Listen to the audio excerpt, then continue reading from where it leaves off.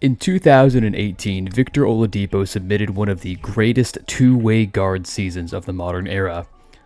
In retrospect, this season was but a flash in the pan, a brief glimpse at the elite player that he was primed to become. He was just 25 years old in 2018 before injuries took their toll and robbed us of a budding star. But let's step back and look at this season and ask, how good was 2018 Victor Oladipo actually? In the summer of 2017, the Pacers sent Paul George to the Oklahoma City Thunder, marking the end of an era in Indiana. In return, the Pacers got Domantas Sabonis and, of course, Victor Oladipo. After 3 seasons in Orlando and 1 in OKC, Oladipo had established himself as a solid NBA player, but not on the level of a star like Paul George, who he was replacing. With that in mind, many had the Pacers pegged to win around 30 to 35 games in 2018, as it seemed that they were clearly entering a rebuild. No one expected this season from Vic. Indiana finishes with a 48-34 record, even being as high as 3rd in the Eastern Conference, as late as mid-March. On the season, Oladipo averaged 25.4 points, 5 rebounds, and 4.7 assists per 75 possessions. With Victor Oladipo on the floor, Indiana had a net rating of plus 5.2, which is about a 54-win pace.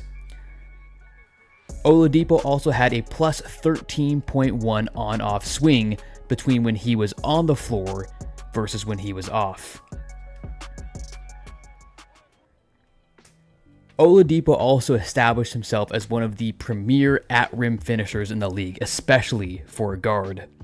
He shot 67% in the restricted area, which was in the 76th percentile, and was doing so on high volume, 4.9 attempts per game, which was in the 86th percentile.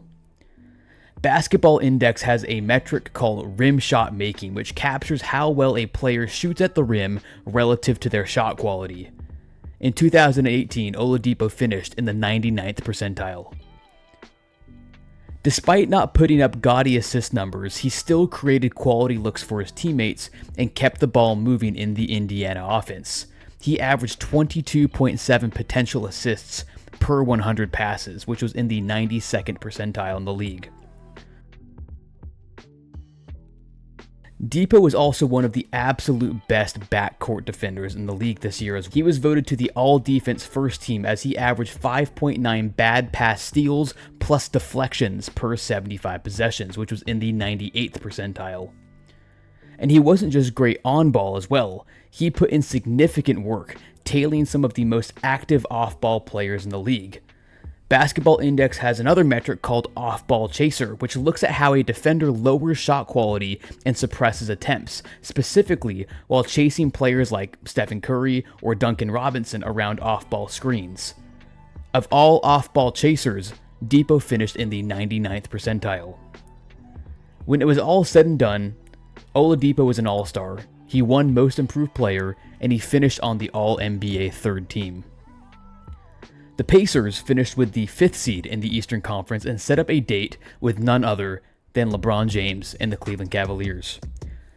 With LeBron at the peak of his powers, Vic and the Pacers played them to 7 tough games before ultimately falling.